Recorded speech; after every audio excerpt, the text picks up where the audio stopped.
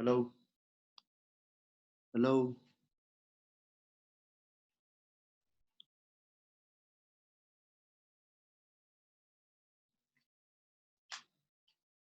hello. Am I audible?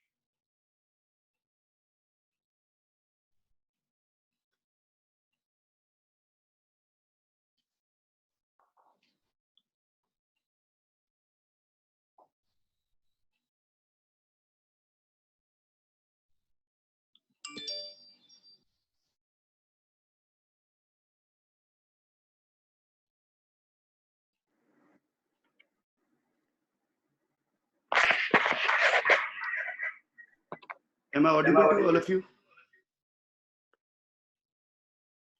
Hello. Yes, sir. Okay. Yes, sir. So what you can do, you guys can put your mic off, and if you guys have any questions in between, like you guys can pop up, or just text me. I might be busy onto the screen, so things might not be seen, but we'll respond to your questions afterwards after we start after we finish the meeting, right? Okay, sir. We have still more participants, so we are admitting those people, and then we will be starting soon.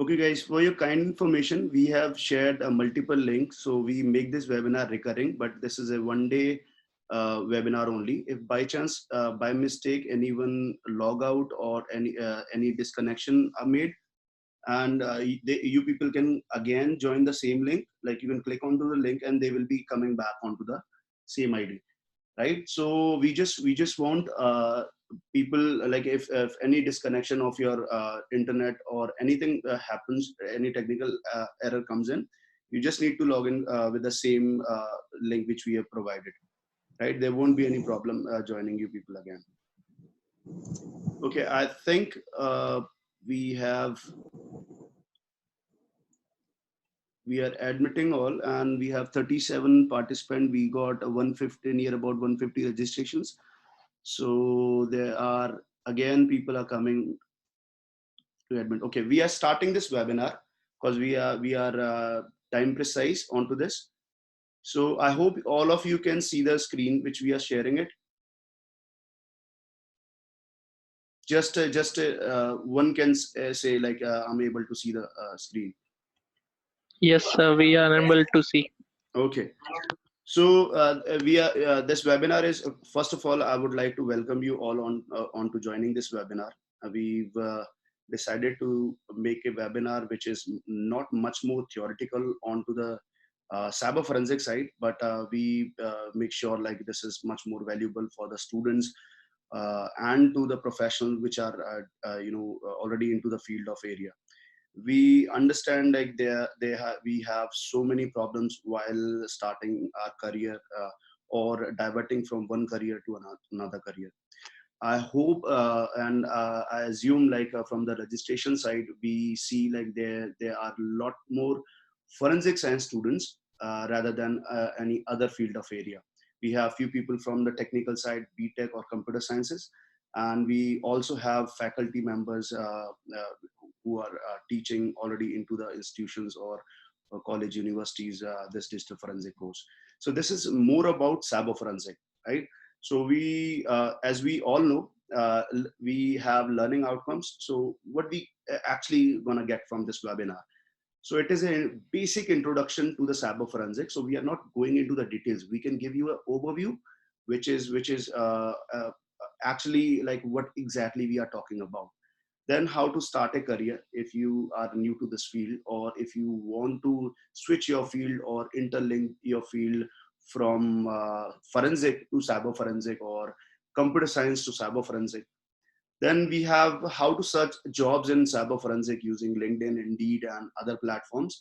So a overview of searching for the jobs in a proper style. So we make lots of mistakes while searching for the jobs. Now then again, the topic is desired vendor specific and vendor neutral certification. There are few of the technical terms, but we will be clearing those technical terms once we will be reaching onto that topics. Big Fours here, Big Four companies like Deloitte, KPMG, EY, and Ernst Young. These are the companies which call into the Big Four. They pay higher amount of packages, and they hire private investigators or forensic science students for their own job profiles. Now we have a way to find good resources to always sound technically updated. So this is one of the critical point. People just they actually talk about things which are not necessary. They keep on reading the stuff. They keep on collecting the resources, but they are actually not aware like whether these resources are updated properly, whether they are they have the proper resource items, like where they actually come from. So just like people believe in Wikipedia, so Wikipedia is not a official resource of any content. So they, like, anyone can go onto the Wikipedia page, they can edit the information according to them, and that's how we don't believe, and we never gave references of Wikipedia. Importance of LinkedIn in making a career. This is a very fantastic, like we make a one slides with near about 9 to 10 points, which need to be make sure like when you are starting a career, like you need to follow those steps, and you could be do something much better which you are doing at this point of time. So I would like to start this by myself. I'm Ashish Kuntal, and currently working as a director of this company. I have BSc honors from Amity, then I did now post-graduation from University of Strathclyde, that was in Scotland, one of the finest institutions for the forensic science. I'm a proud CHFI. We have, these are the certifications which I already have. I have not mentioned all of them because we otherwise it will be a bulk of things. So this is why I'm showing this. This is something where you can make your profile look good to other people when you are showing it to on a professional network. So these are the certification I talk about. Certified Hacking Forensic Investigator. I did this in 2016. Then I'm a certified EC Council instructor for digital forensic courseware. Then there are free stuff on Cybrary, like you people also can join, and you can do the certification for your own knowledge and goods. Then there's a OSFTC. Then again, that is a free certification which is available. CMO and ACI. There are few certifications which already they are free ones. But when you're talking about the professional networks, everything counts. More preference is given to the certification which are internationally recognized or are followed by various of institutions and job companies. They make sure like these certification have some sort of accredited standards,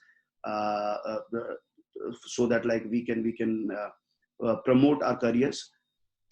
Right now, I was grateful. Like I got to work with Metropolitan Police London, then Scotland Police. Also presented few of the research based, case this court reports into the Glasgow Sheriff High Courts. Gone through many national and international conferences and trainings. So majorly in core forensic. What is core forensic here? Core forensic means like general forensic we talk about. and then digital forensic, which comes, you can call it cyber forensic, digital forensic. So this is we've done like we've gone to different kind of conferences in Europe Expo. The people have their different kind of standards. Abu Dhabi and Gulf countries, they have their own different standards. So this is basically about getting exposure, getting about the knowledge, like how these people are doing, where the scientific instruments are updated. So it is very important, like not to join, but to take a participation into the conferences. That makes you a better person. That make your profile looks good. You might be getting a new understanding by the conferences, right? Now this is about a few of the speaker event like we have done. We keep on doing, like we are official Nepal police trainers. Like we teach them. Nepal is a developing country, so they ask us to come and train those people. So we make sure like we provide proper training according to our standards or the tools which we have on site. So we provide on site trainings, like we can create our own cases in reference to their general cases which are coming to their police department. So we make sure of this, like everything goes smoothly, how they will be searching for the deleted text messages and all this thing. So this is all part of general forensic trainings. So this was bit of about my profile. So if somebody, by the way, if somebody wants to join us or if they have any questions, they can connect me personally. So this is my personal link. Then this is the official link. This is the LinkedIn profile which we have it. This is a Facebook profile, not in general. Like if you have a LinkedIn profile, you don't need to go onto my Facebook profile. But yes, you might be finding out some sort of good stuff onto our page, Hawkeye Forensic, which we keep on updating related to the new blogs, related to the new courses, trainings, and the new updation which is already there, right? This is a company link which most of the people you might be having it. So now about the Hawkeye Forensic, a bit introduction about ourselves. We are tend to be the India's biggest private forensic science laboratory. We have with all sort of forensic hardware and software, and we are upgrading and including much more hardware so that we can train the people onto a better hand, or we can say like we can provide proper training, hands-on training to the students, police officials, whosoever is coming to us, right? This updation of hardware and tools, this also this is also making us perfect while doing our own investigations for police officials or for law enforcement or for normal lawyers, right? We provide lots of quality forensic services with a focus of providing best value for money to Indian criminal justice systems or public people or lawyers and anyone who's coming into the contact. A company specialized in a business of providing forensic services, educational services, international certifications in digital forensic, and Hawkeye forensic based certifications, internship trainings. We are regular with this, but due to this COVID-19 thing, we are less. Everybody is affected, so not we only us, but there are many people they are affected by this. We are building like our new headquarter building will be C38 sector 65 Noida, and we have a massive space, and we are making a lab onto the international standards.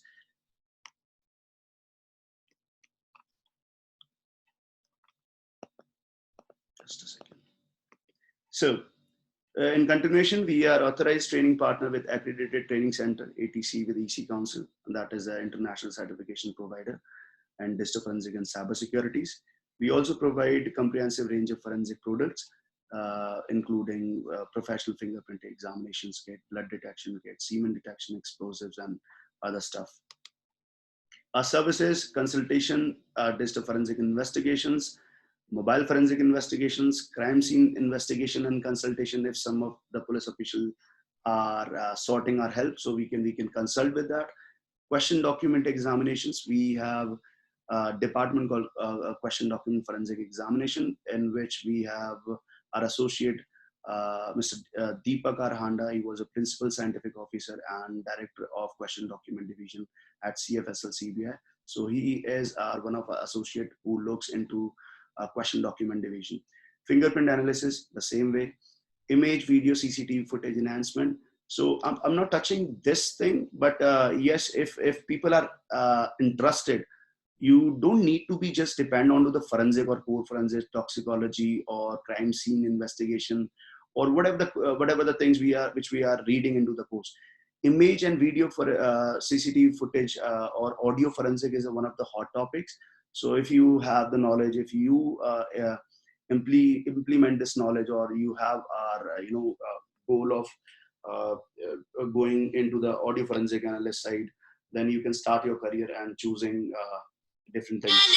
And you can, it's a plenty of people they are providing trainings and this certifications into video forensic or image forensic and audio forensic. So it's also a good space of start, like if you want to start a new career into this field of area where you are looking opportunities.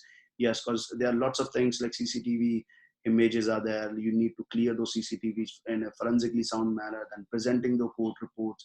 If you are able to clear or clarify the CCTV footage, then that might pay a very high boost into the case line, which is generally a problem in India. Like people are not aware.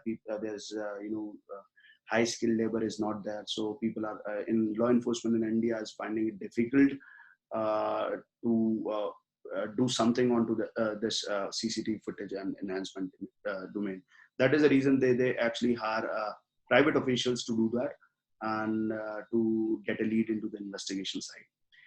Now, another service, as I told you, training and internship for the students, lawyers, and professionals, providing vendor specific and vendor neutral certifications.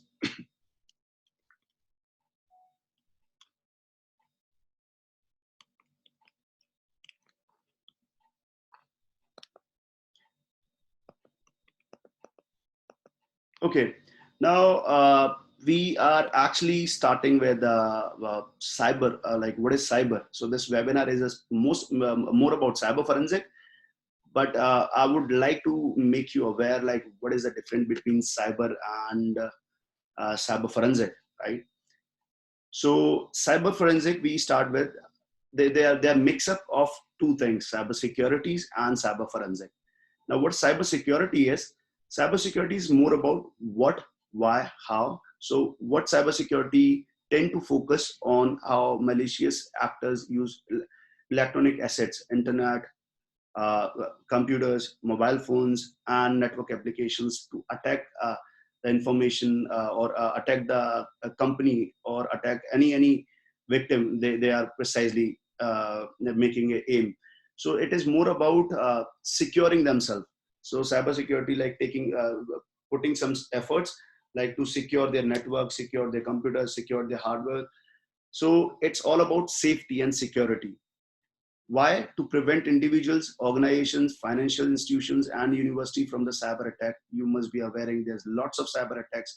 There are plenty of hackers, small ethical hackers, as well as red hat hackers. They try to steal the information for the money, and then they will be sending it to other people, and they will be asking, okay, we need some amount of money, otherwise we'll reveal this information. So this is basically understanding of cybersecurity. Why we need the cybersecurity officials? It is just to make sure. I guess just hold for a second, guys. Like we are getting so many calls. I think that is related to the forensic webinar only. So I'll make sure like okay, we have to admit people. So we have a 12 people waiting list, and I guess okay, 7 people more. Admit all.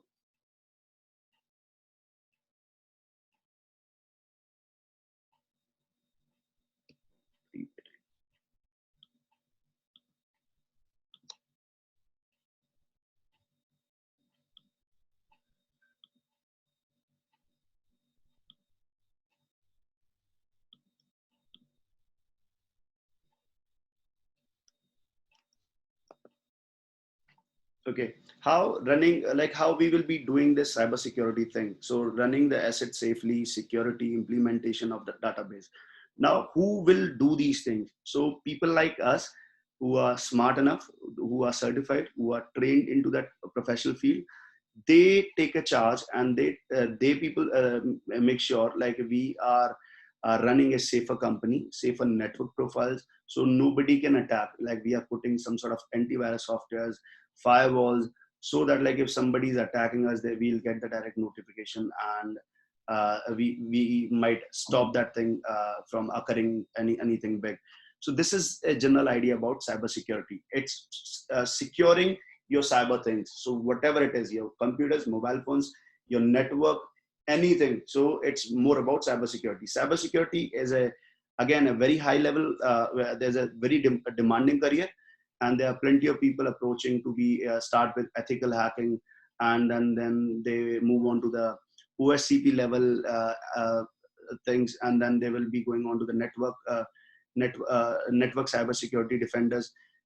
After doing that, like they get try to get a company which is offering these job profiles, and then they just link their normal their education to the this certification and the skillful whatever the skills they have learned, and start their career into this field of. While doing the career, they still doing the job, they still keep on upgrading themselves by doing different number of certifications and upcoming advancement. So it's basically a need to update yourself on every step you go. Now, what is cyber forensic? Now, this is our this about this webinar. This is the hot topic, which is cyber forensic, which we will be covering in a bit deeper, and then we will be directly jumping onto the steps to make a better career into the cyber forensic. Cyber forensic, that practice of gathering, retaining, and analyzing computer-related data in investigative purpose in a manner that maintain the integrity of the data. So where the cyber forensic comes in. So let's suppose that we have a cybersecurity team, and somebody attacks our computers, so they are unable to secure their network or secure their company, and any incident took place. Now it's a time for the cyber forensic geeks or cyber forensic officials to come in and try to investigate actually what happened, and try to making who made that mistake, or intentionally or unintentionally, like who've done that. So they need to find out like the people who were involved into that kind of attack, or they will also make sure like we stop that thing again right away. And that is a main task of cyber forensic geeks. Now, how they will do that? Through the digital forensic investigation process, including identification, preservation, analysis, and presentation. So IPAP is a normal process. Every digital forensic investigation people use it. This process is also used in general forensic. Like if you are on a crime scene, and you are just visiting a crime scene and analyzing it, so that you can still use the same process while doing searches, while doing examinations of the crime scene. Why they do that? Use in criminal investigation to identify what happened, how it happened, and when it happened, and the people who involved. So these are the main outcomes which they need to find out to determine all these information. That is the reason they do cyber forensic investigation. This is generally done by a forensic investigator who are smart enough in every field of forensic, or if they have a different field expert. Let's suppose somebody is mobile forensic expert. So mobile forensic expert will be searching for the mobile investigations. Then computer forensic will be doing the computer forensic investigation. Network forensic investigation will be done by network officials. Now, this is a normal relationship between cybersecurity and cyber forensic. As I said, like this is cybersecurity is more about securing our network or securing a company, where cyber forensic is investigating it after any incident happened used by any electronic devices which is there. Cybersecurity aims to protect electronic assets from the breaches, whereas cyber forensic explain how a policy became violated and who was responsible for it.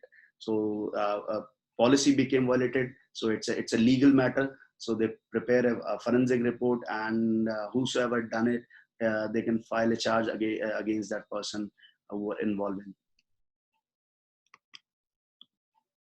So everything in forensic and digital forensic, and wherever forensic comes in, admin lookout principle is the must thing. So in any crime, this is the main principle we follow from the starting. So any attacker or perpetrator of crime will bring something into the crime scene and leave something of that onto the crime scene. That is the reason both will be they will be leaving some sort of traces where they both can be linked together, and that's how we start doing the investigations. Similarly, into the digital crimes, both can be used as a forensic evidence. Thus, every cyber fraud or cyber crime will have the evidence. That is the reason we try to investigate. Okay, who was the person who had these digital forensic attackers or investigators. So types of cyber forensic here. So there are plenty of domains already in cyber forensic, which can be router forensic.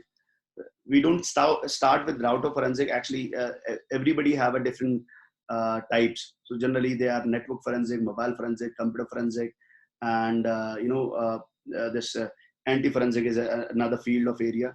So, but they have categorize these into three main systems: cyber forensic, network forensic, in which web forensic comes in. So whatever happening onto the web. Wireless forensic. So if something happening onto the wireless, your Wi-Fi's or networks. Router forensics, some people might have attacked your router where the internet is distributed. So that comes in router forensic. Email forensic, one of the finest one. Like this is much more in demand. Email forensic, there are lots of email frauds, email attacks are happening, phishing kind of attacks are happening through the email. So this is one of the major one. Malware forensic, so people are running malicious malwares or virus softwares, Trojan worms. So that all comes in the network forensic. Also the mobile forensic, because it is also linked with any one particular network. Now, this is a system forensic, which we say computer forensic, which we say digital forensic.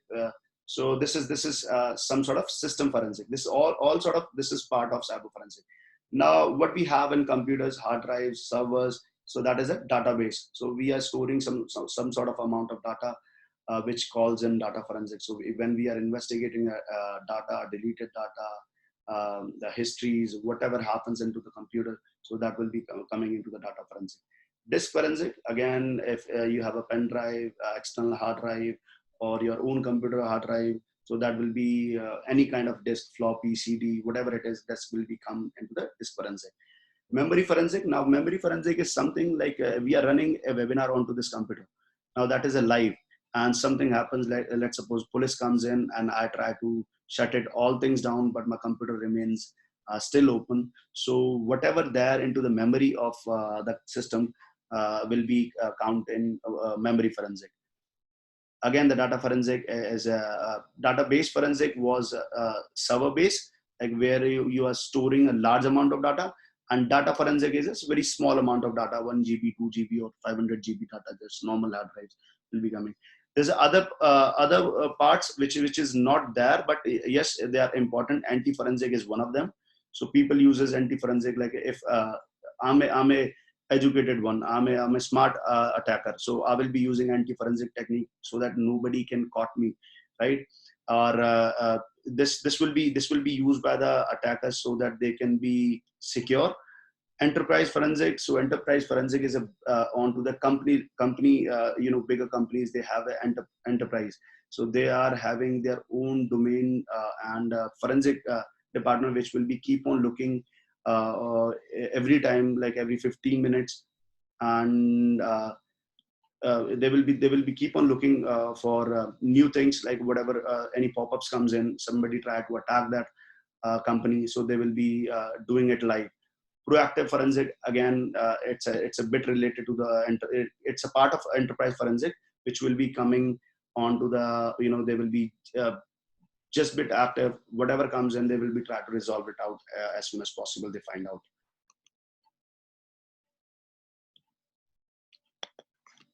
So cyber forensic investigation process general model is this. So you can find out into the general forensic.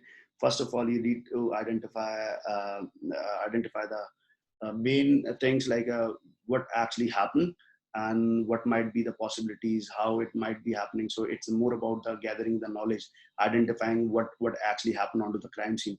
Collection, once you identify, you need to collect the evidences which are relating some sort of hypothesis of yours, or some sort of claims you made. Okay, this might have happened, and this might be a device, or this might be a entrusted evidence which we can collect it. Now, preserving, one of the major part, like you need to preserve the data between the electronic evidence, because they are very sensitive. So while traveling, like when you try to transport those data files or evidences onto the lab, into the lab, and you need to make sure you are preserving it. For example, like whenever you find out any computer or mobile phone onto any crime scene, you never switch it off if it's on. Like if it's on, you need to keep it on. You need to provide the charging. So once it is dead, you might not be able to find out what actually happening into the system, because again it will be rebooting it. So you might be losing lots of information. So it will fail you onto the preservation side. So these things happen onto the crime scene generally. Now we have an in lab. So examination, we have forensic tools, forensic hardware on which we connect the device or any electronic evidence, and then we start the examination.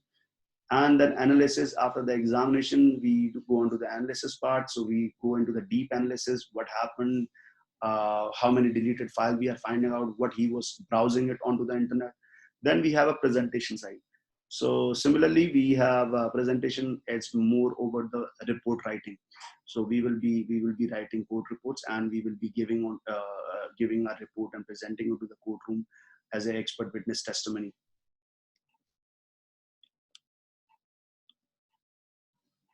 So this is about the recent trends in cyber crimes, crime as a service. There are lots of people, they do crime. So if you go onto the deep web, and you can hire this as a service, and you can say, okay, I want to attack that particular company, right? So you pay into the bitcoins. They will attack that company, and they'll give you whatever you wanted. So cheap things. So you can take a chance. Okay, like a crime as a service. I'm not doing the crime. I'm hiring other people to do this. So there's a lots of terrorist attacks are done by the hackers, or there's there's anonymous is one of the company, but they are not. They say like we don't harm other people or general public, but we harm the enterprises. So this is one of the recent trends. Ransomware, you see every year, every 6 months we are coming up with a new ransomware. Now ransomware, where you might not be able to find out like how to decrypt that ransomware. They will be keep on disturbing your data. They will be deleting your data, and if somebody have the key to stop it, they will be asking you to pay the huge amount of money if you really loves your data, and that data is of very much of use. Social engineering, there's a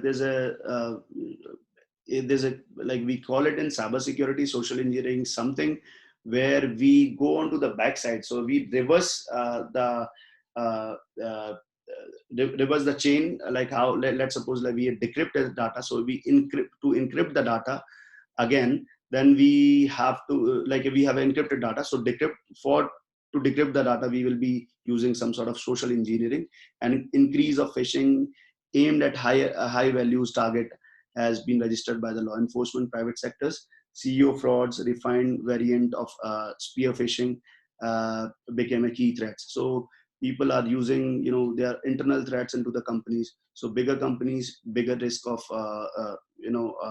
cyber attacks.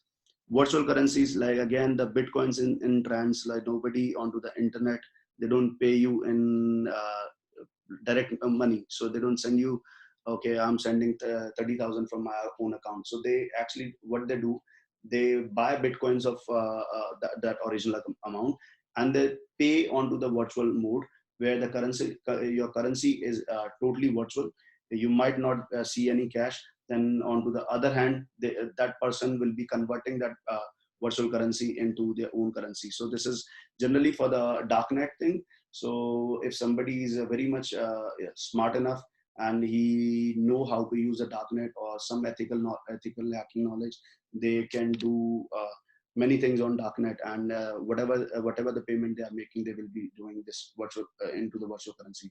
That is one of the major virtual currencies, is a major threat, because you might not be able to find out the traces. But again, as we talk about the Locard principle, if we are finding out somebody is using darknet or this deep web, then we will be able to find out some sort of links, cookies, like what actually they were doing, how they are making the payments. The criminal use of data.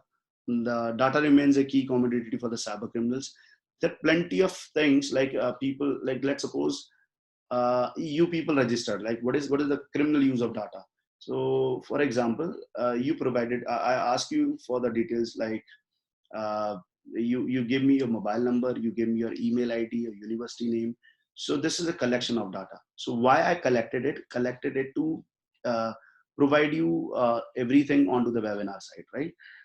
But what happens, like if I have a criminal mind, or if somebody stole this data from my side, I took this for the webinar, but those people, the other people, they will be using this data to attack you personally, or they will be writing a phishing email onto your email address. You might be, they will tend, they'll make you somewhere like you need to click it. So whosoever is having a very very less amount of knowledge, they will be will be the main or soft target for those people. Just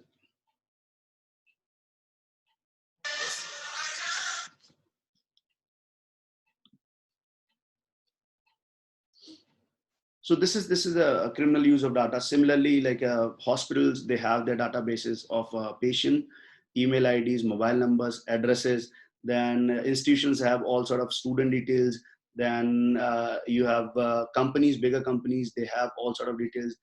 Banking official, like a bank, generally general banks in India or abroad, they have a customer details. So that can be revealed again, and everything will be online, or somebody can make misuse of those things.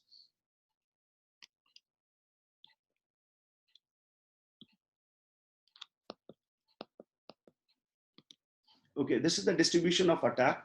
So this is about the America, this is about the Asia Pacific, and this is about the European Union, and this is about the global. So you can see mobile attacks are general. So mobile is an easier thing. You can buy a mobile without registering your EMI number. So you can start using, you can play with lots of things. People install a virtual machine, or they can say Kali Linux, different kind of operating system than Android, and then they use it for their own attacks. So this kind of attacks are general in public. So you can see the higher amount of this.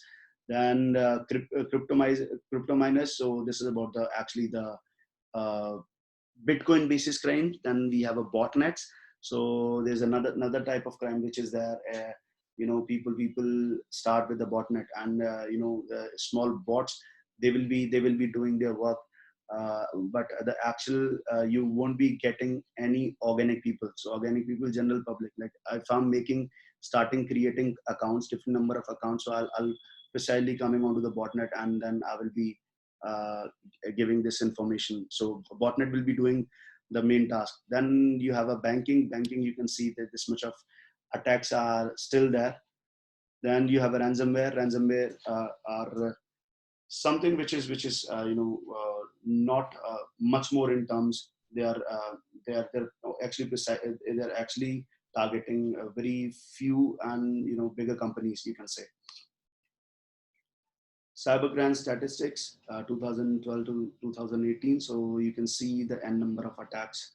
So this is the number of crime reported anywhere. So this is, you can see the bar, it is rising, and it will keep on rising because we will be using many of the electronic evidences.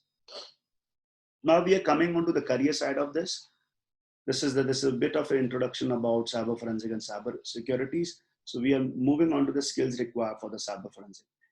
Application of programming or computer related experience. Most of the people who do BTech computer science, they already have.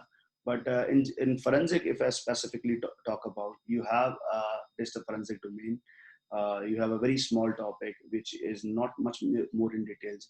But this is also a part of your forensic or your degree. You can relate this career with the computer related experience, which you can get from the different number of sources, from the YouTube channels, from doing the certification and training into that field of area, getting a hands-on practice, and that makes you a better person, a better experienced person into that field of area. This is one of the key skill.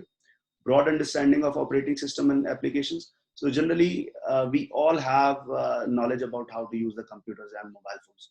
The similar way, once we start training and certifications, we'll get understanding of how this works. So it's not a one thing, to be very honest. Like you cannot just say, okay, I've done this certification and I'm certified.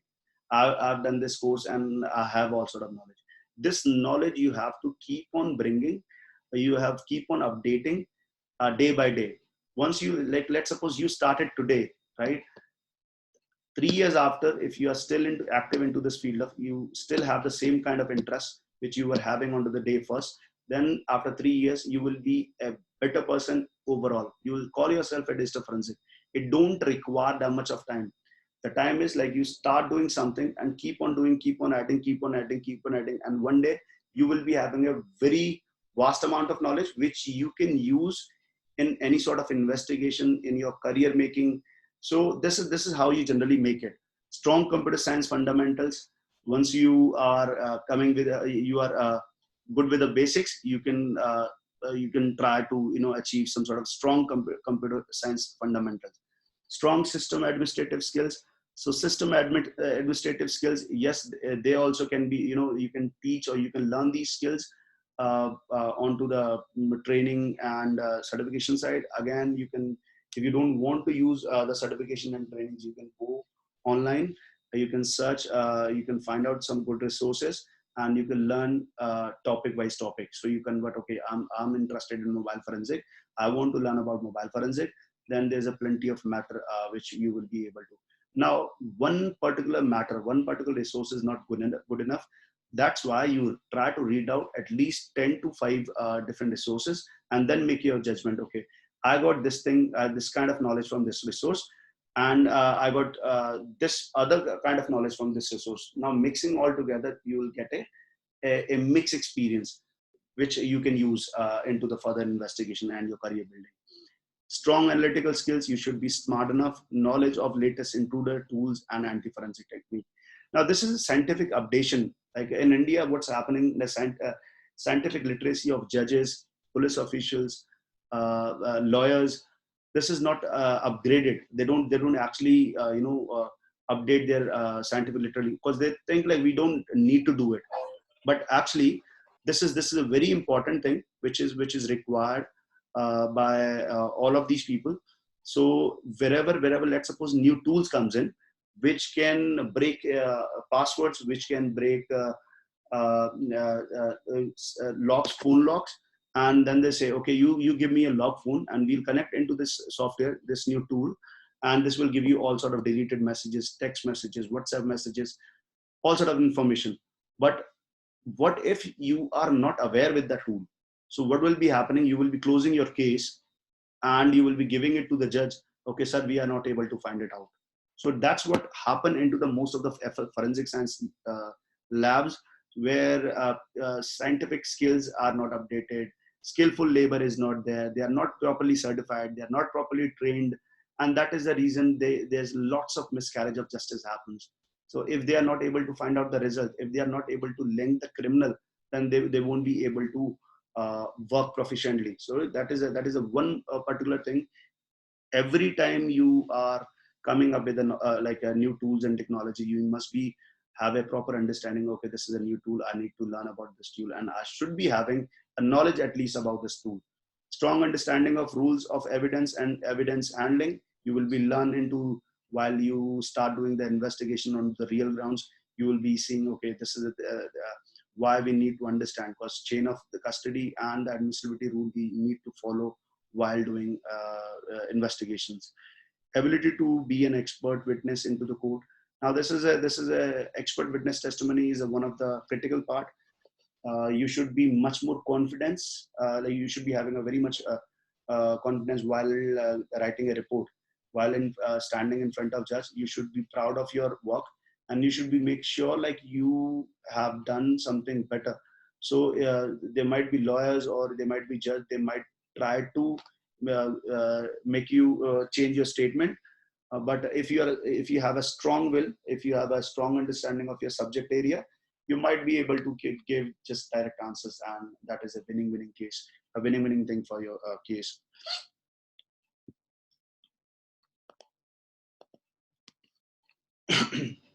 So why this webinar is there? Because I personally think, and as far as like I was thinking this thing 5 years back, and this is the same thing. There's a huge big scope into this forensic field, the cyber forensic, if specifically talk about. You can see like I know every thing about forensic science, what's happening. There are lots of people, they are keep on doing BSc forensic, cyber, like this MSc forensic. They start their career just to start. They don't see what we're gonna be after 5 years, what I'm gonna do after completing my MSc.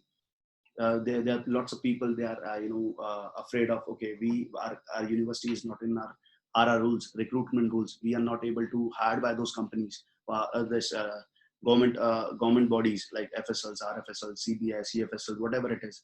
So this is the main problem. So you should not be depending on your fate, or you cannot say, okay, I will be starting this career after finishing MSc, I will be thinking about doing certifications. So you have to start it from now.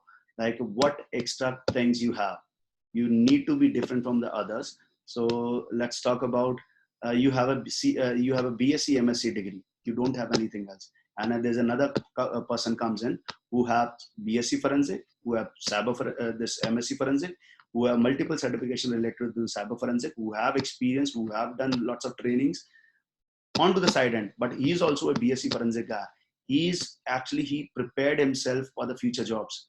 So he's not just limited to the forensic. And you, on another hand, you are a fantastic person. One is a 90, he's a 90% topper or whatever it is, but he's very limited to the forensic field of area. If somebody comes in, okay, sir, I want, please hire me. I'll say like, why I should hire you? So he say like, okay, I'm a BSc, I'm a MSc, I've done that. And there's another person comes in and he says, sir, I'm much more much better than BSc, MSc.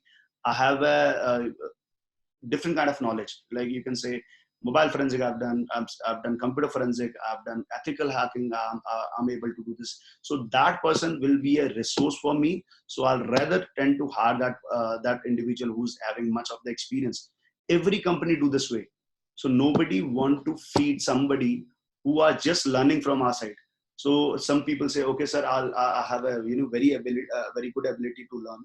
I can learn very quickly. So you please train me, and I will be get on hands on onto these things. So, but we cannot do it. Somebody says like I'll learn in 6 months, but for the 6 months we have to make them learn. So that is a difficulty which comes in, which you people need to, as a student, or which you people need to understand. Nobody will hire a person who's just not of use. The single approach to utilize single evidence, such as hard drive, will change as there is an increasing size of 100 of gigabyte of. Now you see, like every day, like the data is, getting bigger and bigger. Earlier it was coming, okay, we were getting a 128 KB, this MB pen drive. Now you see, we have a pen drive of 500 GB. We have a 1 TB pen drive. We have a hard drive of 2 TB, 3 TB, 10 TB hard drives are already.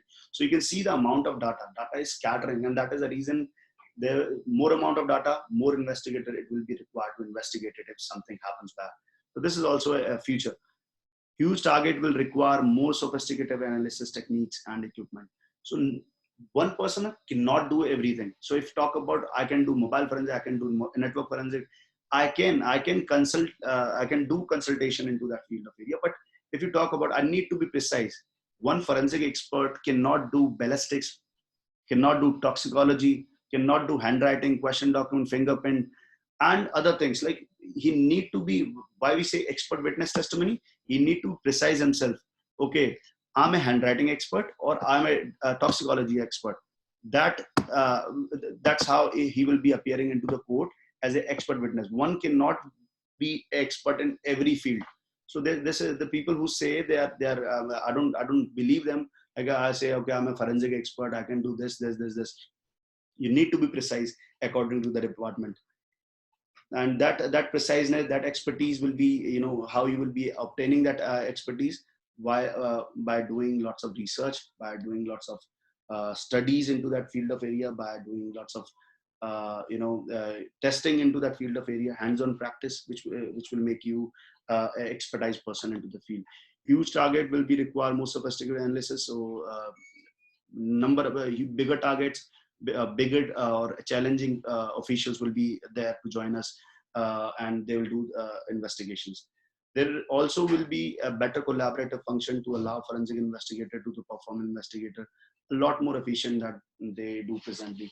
So this is also like bigger companies, they have now what's happening. We are not just depending, this cyber forensic domain is not just depending on the government sector. Everybody know in government, they have the very low skilled workers. They have all sort of tools, but they don't know how to use it. That is the reason the private investigation companies comes in. They have the tools, they hire people accordingly. They have the better standards, and they have trained officials. They can do the business which government cannot do, and that's how it becomes challenging. So now there's lots of private forensic investigation companies are popping in, and they are offering job profiles for their own goods, or if they are providing digital forensic or cyber forensic as a service, then they are providing to other officials which are affected by the government. Toward a stable career, like you should always keep in, you should have this thing in mind. Like your career lies in 4 legs. And personally, if I talk about, and that is a very realistic thing, experience, like experience which you are getting from your research, trainings, whatever you do, your experience will be something on paper, on record experience, which is documented. You've done something, ask for the documents. So I've done this training, can I get a certificate? Or on a piece of paper, can you write with a stamp paper like I've done this thing from you? So just count it as an experience. Bad or good doesn't matter, but you have to count that experience. Now certifications, lots of things requires this certification things. So why certifications are there? You cannot do the BSc in forensic again or MSc in forensic again. If you cannot waste 3 years again to just learning about some sort of better field. Certifications are there. They are short-term courses in which they precisely give you what exactly you need to learn into that field of area. Let's talk about digital forensic. Digital forensic certification will give you a brief about the things which are related to that, right? So this is one thing. Now you comes into the education. Now education plays in a role. You have a BSc forensic. That means like you have a basic understanding of your education, and then you have MSc forensic. That is also a part of your official. That is official. We say like official education qualification is your BSc or MSc, and this is certifications. And these things are actually this add-on, right? And who you know, like things. This is who you know is one thing. You are a forensic guy, but you know it's something is inbuilt in you in doing computer forensic things. So this is personal technical skills. You know where your mind goes in. So some of the people, they try to open up the TVs or open up the radios. So there's some sort of, find it challenging to open this devices. So they are they are love to that.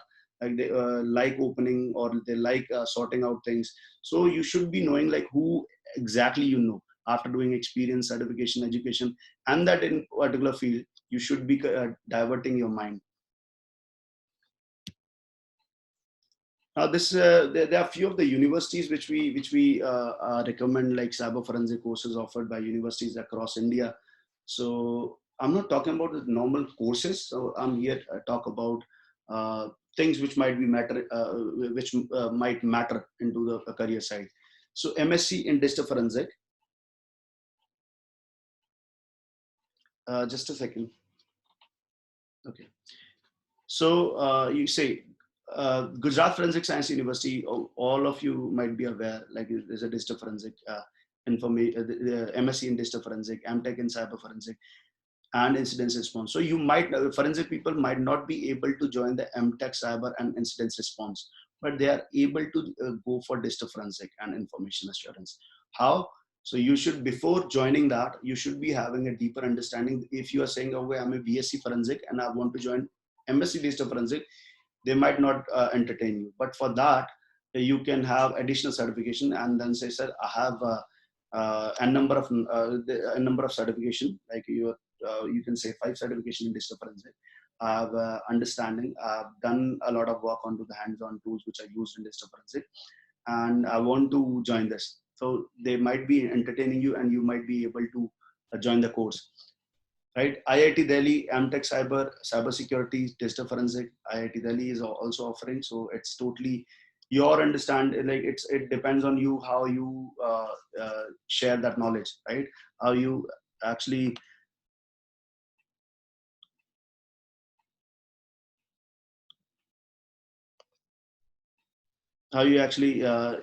make proper use of your resources, your internet.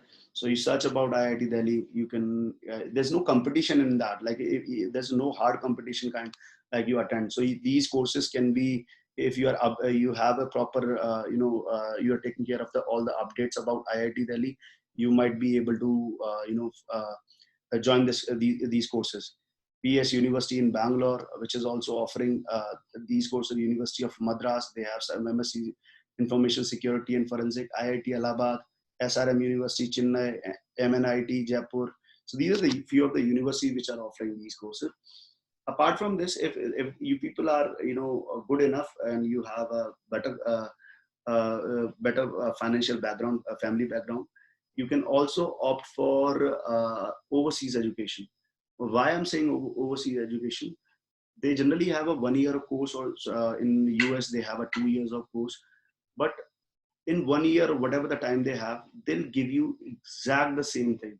They'll make you a person, like they'll make you learn, and you learn everything. In India, like what are happening, like these universities are running courses, but they are actually not providing any hands-on things. They are not having proper tools. They are just limited to the theory. And that's the basic problem. If you go overseas, if you can go onto the scholarship basis, if you can try something else, so it's like whosoever the people, they can afford it, they can go try to get different certification. And cyber forensic is one particular domain where if you are smart enough and you are capable enough, you can get a job right over. So you don't need to come back to India. But if you're doing a MSc forensic science from UK, they might not entertain you because they have full-fledged people. They can find out people into their own countries. But if you are a cyber geek or you are a forensic guy in digital forensic, you are always valuable in any of the countries. That is a one additional point of this field.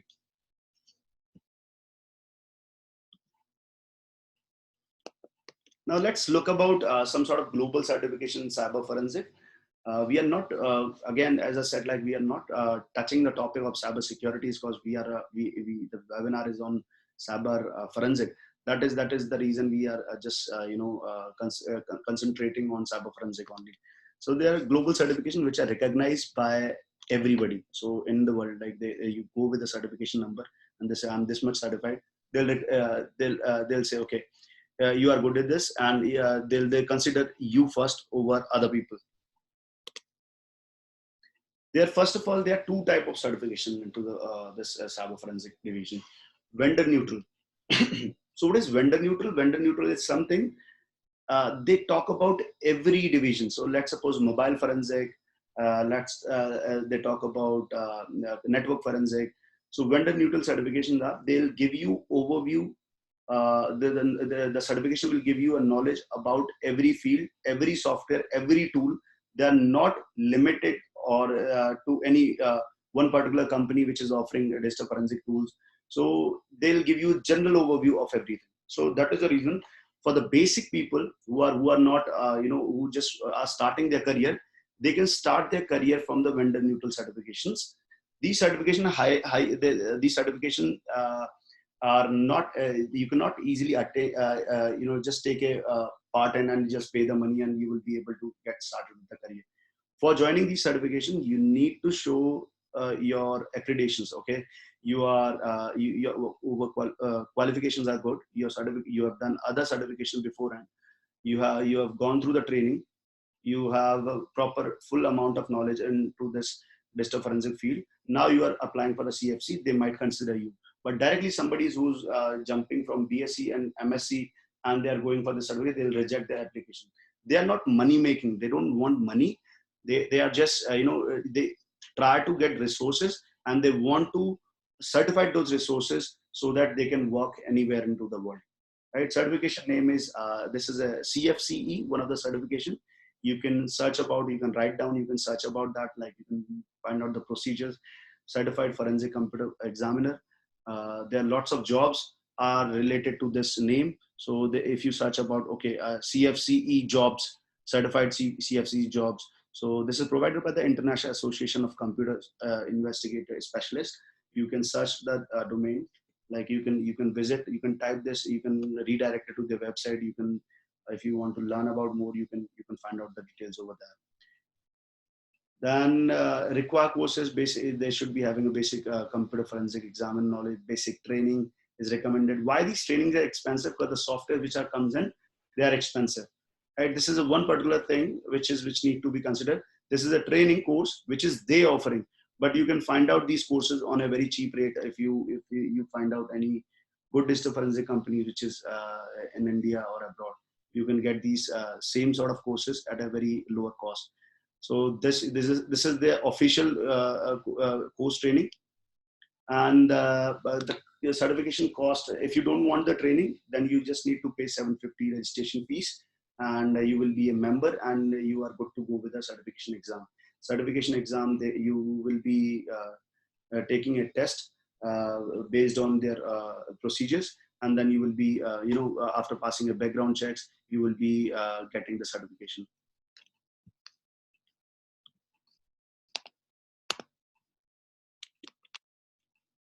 So this is something about number of exams, two-part process, peer review, must pass the process of, somebody from their end, they will be assessing this, and then they will be giving you a certification evaluation. After passing both the exam, you will be getting the certificate. Cost per exam, as I said, like $750 is the official cost. And for more updated information, you can visit the URL. You can write down the URL, and then you can know about how you will be starting this. Then CHFI is a computer hacking forensic investigation that we also are offering this with a training. We are not offering CFCE, but we offer CHFI. We are this is a live and online based trainings.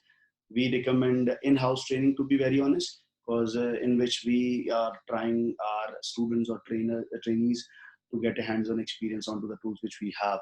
We provide lots of different things into the training. We make them aware of another different trainings, certification which are available, how you can adopt those free training certification, how you can maintain into your career side, and also a one-to-one basis help. So if some people are new to this field of area. This is a logo. Every certification you do in digital forensic, they provide with your logo, and you can put it on anywhere onto the LinkedIn or wherever the platform where you want to brand yourself. URL, more about the information you can find out onto this URL.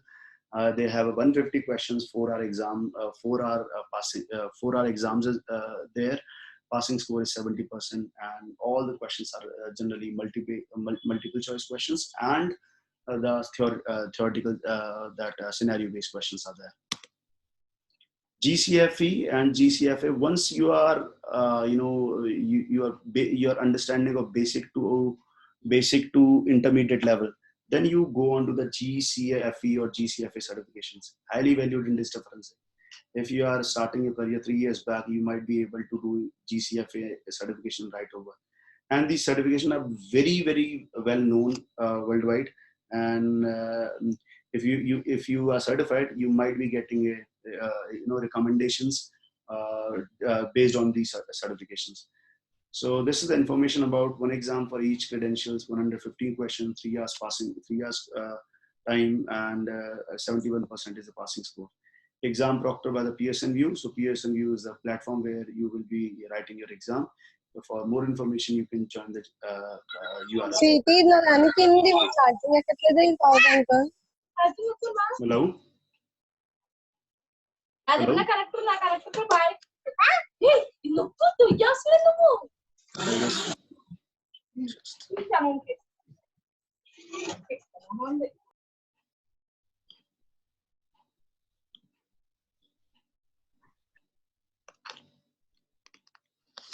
Some other certifications are certified computer examiner, that is provided by International Society of Forensic Computer Examiners. That is another certification. Certified Cyber Forensic Professional, CCFP, that is provided by IC Square. So you can search about that certification also.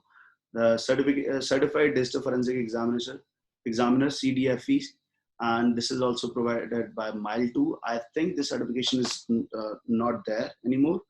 They have closed this certification. I'm not very sure with this, but yes, this is the certification is also highly valued.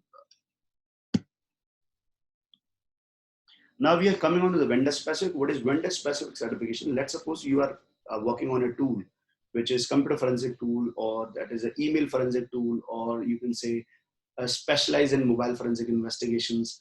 So then once you are having a vendor neutral certification, if you want to, after doing the vendor neutral certification, you want to jump up into the field where you are, you want to go into the one expertise. Let's suppose mobile forensic you want to go.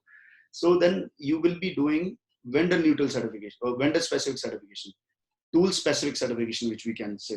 So what tool specific certifications are? ENS. So this certification is ENS is a tool. The ENCASE is a tool that is used for digital forensic investigation, or you can say computer forensic investigations, e-discoveries, and this is one of the finest tool worldwide. So every country's every law enforcement and to the world, whether it's in India, whether it's in US, FBI, whosoever the law enforcement, every digital forensic report will be going through one of this kind of tool. This is a top level tool which is there worldwide. Now this tool have a certification. This offers a certification which is called NK Certified Examiner, or in short form they called it ENS. Like if you are certified, you are N certified anyhow, like within 2 to 3 years you are N certified, and you have other multiple vendor neutral certification, and then N certification or A certification, then your chances of getting hired with a very what we say, with a huge amount of package is very common. There hardly, I don't think like hardly 100 to 200 people all over India who are certified. I'm not sure about today, but there are very few number of people in India who are N certified, and or whosoever is N certified, they must be having a bigger package. So that is a key point. This certification is 64 of authorized computer forensic training. If you want to go for the official training, OpenText is a new company. OpenText is the software company. Earlier, it was known by the Guidance Softwares. So ENS preparation course. So if somebody if they have enough of money, they want to go for the official training, then you have to pay $2,195. And if you don't want to go for this training, you can learn about this training by other institutions, whosoever is holding this software dongle. You can practice there, and then you will be writing that exam. The certification cost is not that much. I guess $200 is the certification cost, but the training cost is higher because you need to get trained. This is one of the finest certification and top class certification if we talk about computer forensic field. So this is about a number of exam questions. Phase 1 written exam, 1 to 80 questions, 2 hours exam, minimum passing score is 80%. Phase 2 practical exam, 18 questions, 60 days minimum passing score, 60 days of the course duration, minimum passing score is 85%. For more URL, you can go on to this URL. Again, this is an open text now. This is not guidance software. So you need to update this. Like, this is open text software.training, and you will be able to find out the detail about the certification. Now another tool, like second, or you can say these are the two competitors. Access Data is the company name, and FTK is the tool. Right, Forensic Toolkit is a tool which is also a digital forensic top class tool. These are the main market holder in digital forensic, NCASE and FTK. Now, whosoever is having a knowledge about FTK Forensic Toolkit software knowledge, they can go for a certification, that is Access Data Certified Exam. Earlier, that certification was free of cost, but now they have you need to pay $100 to for that certification. You will be getting unlimited attempts, I suppose. But the thing is, while doing the certification test, you can opt your own certification date, this exam date. But while doing this, you must be having dongle. That dongles cost around 6 lakh, 7 lakh, 8 lakh. So most of the companies which are having which are dealing with digital forensic investigation, they must have all sort of dongles. So if you get a chance, if they can allow you to give your exam, if you have the understanding and knowledge, you can go for this case. And I see, if you have the knowledge, $100 is nothing. Generally, we pay $100 for a normal forensic training. So $100, 7,000 rupees. But the main thing is like how you will get the dongle and the knowledge of expertise into this field of area. Again, very well-known certification, and most of the people are hired by basis onto these certifications. So these are the top two. Now we have other vendor specific certifications. Celebrite Certified Operator, CCO. That is a certification offered by Celebrite. That is a mobile forensic certification. Then we have this certified blacklight examiner. There's another tool which is offered by Blackback Technologies. That is again mobile this mobile forensic certificate. Computer forensic certification which is offered by Blackback Technologies. Then Magnet Forensic is another company where certification is Magnet Certified Forensic Examiner. So that is also a computer forensic based certification. Expert certification offered by Xways Certified Mobilize Operator, CMO by Blackback Technologies. OS Forensic Certified Examiner by Passmark Software.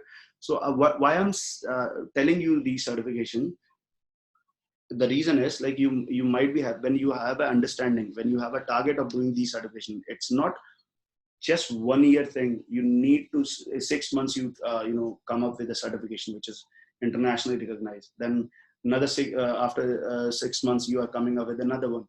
Now when you do this way, after 2 to 3 years you will be having a multiple certification. That makes your profile better.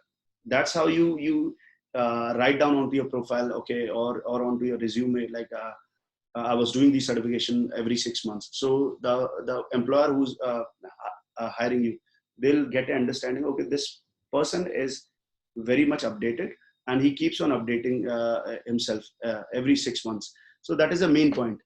Autopsy online training certification. This was, I don't know whether it's free or now. It was And COVID-19, it was free. You can also join, if you are interested, or if you have any sort of knowledge. So certification will, play a role. You can get a free certification kind of. Now, why I said desired skills and certification required by the companies. Generally, company, why I'm sharing this. So it's not about just do everything according to me. Why I'm saying this, you need to prepare right away if you want to get a job 3 years after. So let's suppose we are searching about jobs. Okay, let's say cyber forensic analyst. So now cyber forensic analyst can be called by cyber forensic analyst, computer forensic analyst, digital forensic analyst, digital forensic examiner, cyber forensic. So lots different names, but the same certification. So things, if you're searching on digital forensic, this job might not be appear. So let's suppose cyber forensic analyst, somebody's searching for the cyber forensic analyst. Orient Security Solution Private Limited, New Delhi.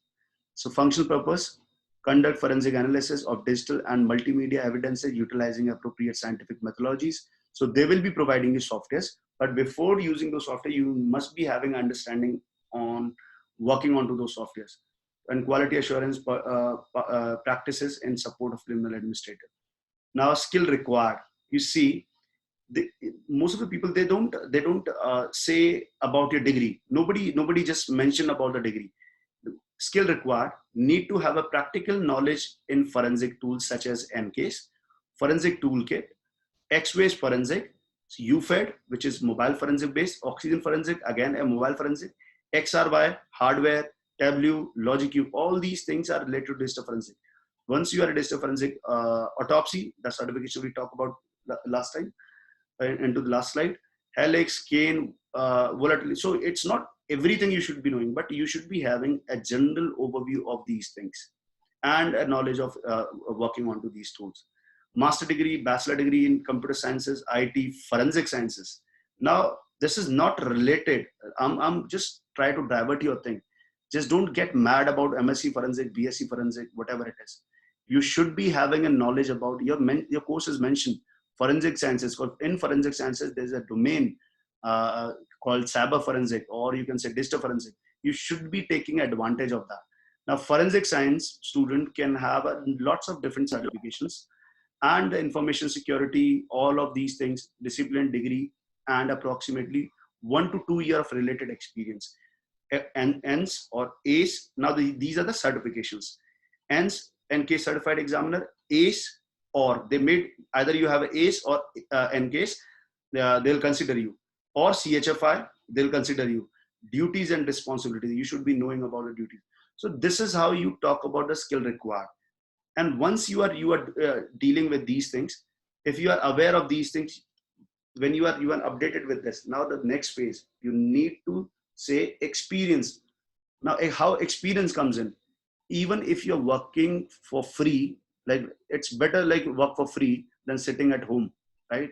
So even if you're working for free for 1 year in one company or 6 months in another company, and then move to another company for 6 months or another company to 6 months, you didn't actually waste it. You say, I have a 2 year of experience, or you can say add on 3 year of experience on working different domains, and I have the certification, I'm eligible for this job.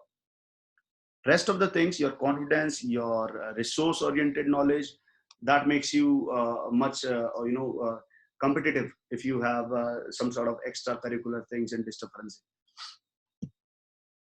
This is another example which we talk about, broadcasting engineering consultant India. Don't go which companies is hiring. You should not be depending on just government companies or government labs or government jobs. Government jobs are paying you very lesser amount, but these kind of companies, they pay you higher wages. They pay you a better amount, but they are privately owned. And your career profile is much better, much secure in this. So I don't believe in government side. You are limited to somewhere, but in private, you can switch over to job. You leave the one company, you are finding it another job. You can go and try doing your job searches in that company. Education qualifications, again, you can see like here they mentioned computer science, electronic telecommunications. They are not other postgraduate degree in area of IT. So if you are saying, okay, forensic science, we have this course, which was teaching us teaching us the digital forensic, you can mention in educational qualifications. They are just saying it because they are not aware like whether this digital forensic is they are teaching digital forensic in forensic science course or not. So if you can say, okay, we were having a subject area of digital forensic, but I have desirable certification, industry desired industry certifications like CHFI, GASF, GNFA, IACIS, Certified Mobile Device Examiner. So see one particular certification. So you add on this, and you will be able to get able to get a job. Before just before applying for the job, you make sure your profile is ready to go. You will be entertained by any of the employer. Rather, what we do after completing MSc, we just say, okay, I need to find a job. Now, when you find a job, you see you are nowhere eligible, because the reason is you are just thinking about a job right over your education. But if you want a job right after your MSc and you are in first sem of MSc, you need to work onto your MSc beforehand. So this understanding which should be there will make you a better career advisor for yourself. Job board search results for the individual who have these certifications. So we talk about simply hired, CFCE. You can take a picture, like you can see, you can relate yourself. CHFI 567. Why if people do CHFI? This is easily, you can easily offer this certification. This is less competitive in comparison to the certification. Hence, people are more overly hired over A certified. But even if you have, don't go just because of these certifications. You can do all of these certifications within 2 to 3 years. It depends on your interest. So you can see the job results. You can see Indeed, LinkedIn jobs, link up. So you can put your profile in there. Somebody will find you and they'll text you. Okay, we need a digital forensic. Are you interested? They'll take an interview over a call. First round up for general queries. Then you can go for the second round up, and then still you can move further with this. Okay. So employment sectors, banking solutions, insurance companies, IT solutions, FSLs, digital solutions and consultant, network administrative and BPOs, KPO. You can go and join the job. Every companies they require digital forensic. There are companies who are requiring digital forensic expert to looking after their own employee after they finish their work. Let's suppose like Paytm is working, night shift is done. Digital forensic comes in after their night shift finishes, and they'll try to investigate other employee, their systems, their mobile phones, what actually they were doing, whether they were stealing the data, whether they were sending the data to some of the other competitor company. So that's how the people work with. Now, this is potential employers, as I said, like Government of India, KPMG is a big four company, Deloitte is a big four company, Lab System is another private company, SysTools. So these are the companies which will give you better exposure, better high paid jobs. And for these, you go onto each of the company website and see what are their digital forensic analyst or cyber forensic analyst requirement, and then prepare from right away. Like you can start it from, okay, I have this particular plan. I need to do this certification by this year end, then another certification by this year end, and then I will be applying for this particular. You choose your company right away and start practicing your things, and then apply for the jobs when you are ready to go. Okay. Now, 9 reasons to use LinkedIn. I know you might be using the LinkedIn, but I personally think, and I've done a lot of research, and for me as well, LinkedIn, played a very important role. Whatever I've done, whatever I do, so I am very much familiar with LinkedIn. I waste more time on LinkedIn rather wasting time on Facebook or other social networks. There's a reason behind this, and I want to share those kind of reasons with you people. It has a million number of members, right? Many people are there onto the LinkedIn profile. Let's suppose you are a digital forensic analyst. You're starting your profile today. You write everything they ask for. in a very precise and professional way. You see other people's profile. You try to update your profile and do a very fashionable way, right? You try to update every skills you acquire. Now, whatever your skills are, you can choose your skills. Okay, I want digital forensic, scientific officials, forensic police officials. You choose your own category, and LinkedIn will automatically give you a link of those people. You can connect with n number of people. The best thing about the LinkedIn, you can directly connect to Bill Gates, right? So you can write a message. Their team will revert back. So there's no requirement. There's no filtration. Okay, you are connected to those people, then you will be filterized by somebody else. So you can connect with any employer. You can connect with any official. You can connect with any company. You can connect with any pages of the company. So why I'm saying this, when you connect, when you precise, when you categorize your own skills requirement, the LinkedIn will automatically redirect you to those people. Let's suppose you are interested in mobile forensic and you followed few of the companies. So you will get, wherever somebody is tagging mobile forensic, your screen will be redirected, or you're into the comment section, into your what we say, new feeds. You will be able to see updated link from those pages or from the person who you follow. Second most important point is it show up at the top of the Google searches. If you try doing LinkedIn searches, if you have a LinkedIn account, let's suppose, that is updated properly, if somebody searches by your name, your LinkedIn profile will be highlighted onto the top 10 Google searches, right? Within three to four, top five, I say, like top five Google searches, your name will be disappear. That's how it is easier expose your LinkedIn network it is. So somebody want to see like how much things you have done. So your post, your blogs, whatever you do, so everything will be updated into that. That is one of the very fine point which I want to highlight in this. People are researching you, right? Researching you, sorry. So when you talk about, when you are tagging something like digital forensics, cyber forensic, hashtag digital forensic, cyber forensic, then you will be automatically coming for researching. So people can see your profile. You will be able to learn, okay, who sees my profile, who think like I'm interesting to those people. You can directly connect with the companies.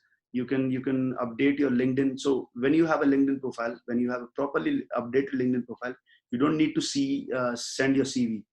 So whenever your company, they have professional companies, they don't ask, okay, please send your CV. They just say, can you send me a LinkedIn profile? So in that LinkedIn profile, your CV is all covered. How many people recommended you, how many people following you, how many people you are following, your connections, your interests. So then these things can define a person, like how that person is officially updated. Then it's packed with invaluable resources. Whatever things you are seeing on LinkedIn will be authenticated, you can say.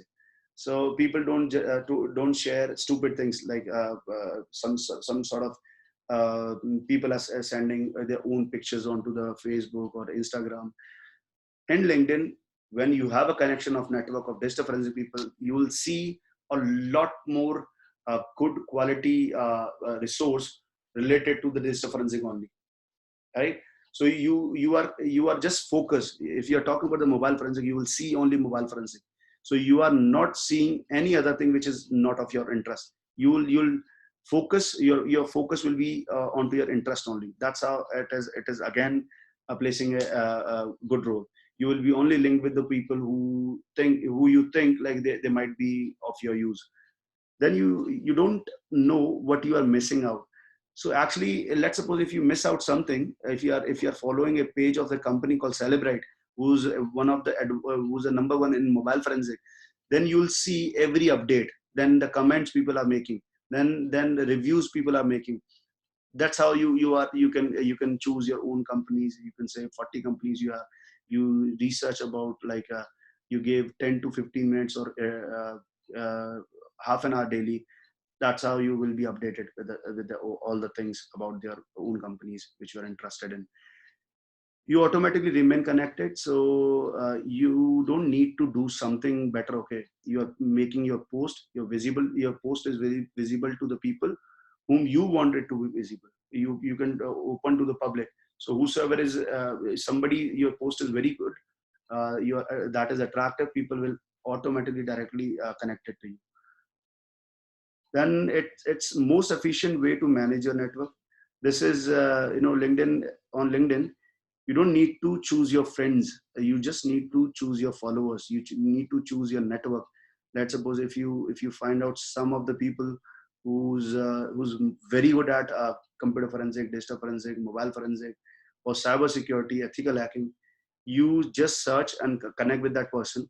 You will see a good recommendation about that particular person, like the person you are interested in, how many person he's connected with it, how many people he find out, the people are interested. So you can also connect with his network. So that's how you can manage your own network. It's ultimate personal branding platform, and this is one of the finest personal branding platform. You can actually sell yourself onto the LinkedIn if you are having full-fledged knowledge about using LinkedIn. You can find out lots of resources about LinkedIn, using LinkedIn professionally. So that's how you include the LinkedIn profile, and this is highly recommended. There's no age gaps. There's nothing like, okay, you are in first year, you can't use the LinkedIn. You can use LinkedIn. You keep on updating your LinkedIn profile. Whatever you achieve, you put it onto the LinkedIn profile. That's how you will be managing your all the records.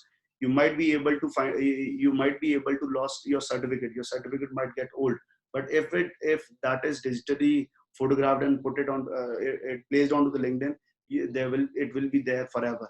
So that is my personal opinion, to work onto the LinkedIn and managing your network, connecting with the good quality people where your interest lies in. So that's how LinkedIn is much more important into this field of area.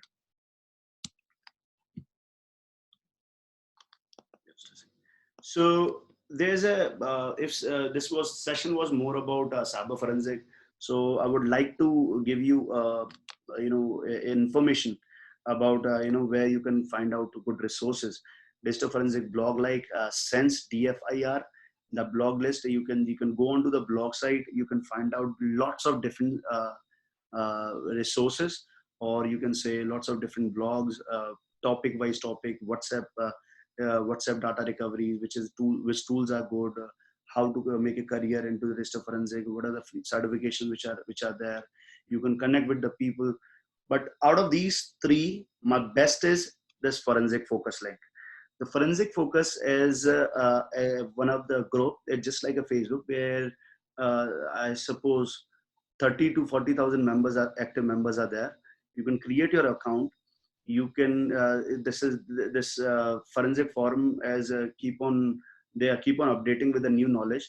The questions, forums, issues related, reviews, everything will be there. And this is one of the best thing if you want to make your career in digital forensic, you want to start your career in digital forensic. This forensic focus web page is very much essential, and you can use this for your own personal branding.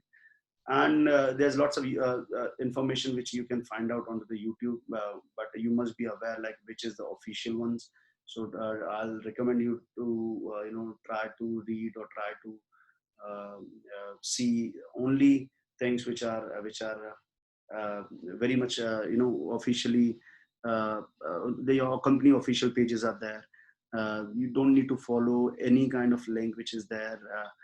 You make sure like you are doing proper research before joining any sort of LinkedIn network, right? Research article papers you can find out onto the various universities post. So there are many of the university worldwide, they keep on releasing their papers, open papers, like where you can read it, like whatever the topic is. Let's suppose you want to research about deleted data recovery, you can talk about deleted WhatsApp chat recoveries. You can find about you can type in onto these topics, and you will be redirected to the topics where they talk about, and they're properly giving the examples of how to recover the WhatsApp deleted data. So I think that's all from this session, and I hope if somebody want to connect with us, this is our address, this is email if some of you people have any questions. I understand there are lots of people, like I got lots of messages, they are not able to join us because as we said, like we will be starting the webinar at 12 o'clock. We don't want to get distracted again and again. So I'm extremely sorry for those. If you people have any questions related to anything, you can shoot me a message. You can call on to this number. And if you want to any special things, you can just mail me anytime, or you have Facebook page, you can text me on Facebook. LinkedIn page is there, you can go on to the LinkedIn page. If you want to follow us on any of this platform, social platform, Facebook, LinkedIn, Insta, you just need to type @Hawkeye Forensic. It will redirect it to our page. Okay, for the people who are desiring about the certification, they can send me again a fresh link, whosoever want the certificate. So as I said, like certificate is paid. I've already shared it, and whosoever is interested in getting a certificate, we are not providing certificate to all of the people. We are just providing the people who are essentially needing it, and they're paying the amount. That is the reason. Anyways, thank you so much. If any of you have questions, please shoot me in here. And if not, that, then we can close the session down. Any questions, guys? Hi. Can you hear me? Hello? Hello. Yes, you are audible. Please go ahead. Hi, Mr. Ashish. My name is Darshini and I'm from Malaysia. Okay. I found the link on LinkedIn, so it's very helpful and insightful for me. Okay. I was wondering, what's the difference between information security and cybersecurity? Okay, so information security, generally they both the terms, both the courses, they are combining cyber security and information security that talk about. Information security is more about getting a theoretical to intermediate level of information onto the IT based infrastructure. Let's talk about CCNA network, right? So CCNA is a network related certification, which will be giving you an overview of network related things, but it is not give you overview about securing your network or investigating your network. So there comes by cybersecurity and information, cyber forensic. But as you said, like information security can be a part of cyber forensic, cyber security, because it is a part of cybersecurity. If you talk about cybersecurity, what we say, their content, you will be having a topic of information security, information gathering. So this is something about related to that. Okay, thank you. I have a second question. I think this is a common question that every student has in their mind. It's about when we apply for a job in various companies, the only thing they see is experience, right? And maybe it could be 1 or 2 years of experience. And we could only get experience if we get into a job, technically. So if only they accept us into the company, regardless if we have experience or not, then we can develop the experience from there. It's basically not like I guess you completed your question, right? Yeah. Okay. So I understand, like there are lots of problems related to this. First of all, we need to choose a career which is most of the people are not aware with. Similarly with digital forensic, there are so many students in forensic, but they are less aware about digital forensic. Why they are less aware about digital forensic? Because their teachers are not teachers or faculty member are not that updated with the knowledge. They don't, their own digital forensic faculties are not aware with the so many of knowledge. It is very hard for the people to get updated, right? Very first thing. Now second, moving on to their experience question. So like as I said, like you have a 4 legs into your career, which is a certification, education, your experience, and your own goods, like what you are good at. So all these 4 legs are, can be balanced. If you have a lesser certification, if you have a lesser experience, but you have a high level of certifications, and you have a education qualification, and you have a other kind of your own skillful intelligence, which could be used by that company. So your experience does not count that much. But if you have, let's suppose you have a 1 year of experience, you don't have any certification, you have a BSc or MSc in forensic, now your certification side is losing. So in that case, you don't have experience, you don't have certification, so you might not be of any of the interest. So my mean is here, even if whatever, like if you are just getting low at any of this leg, then you just need to pull your other legs at a higher level. Let's suppose you are not able to get this experience.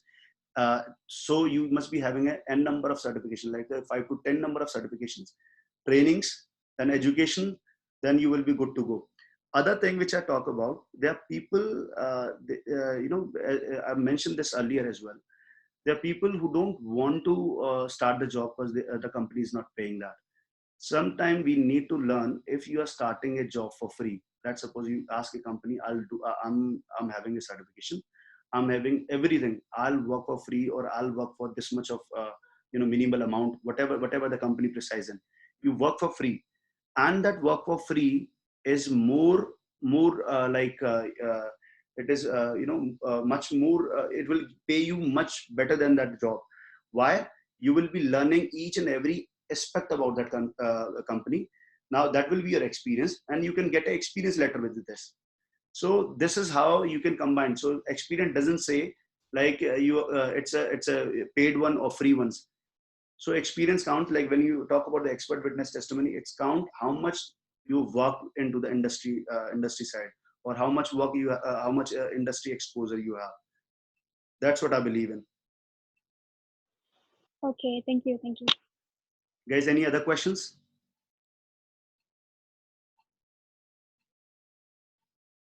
Okay. Any of the other people, they can send me questions onto the link I provided. So thank you for now. We are closing this meeting down. Thank you so much for attending. Thank you. Thank you, Mr. Ashish.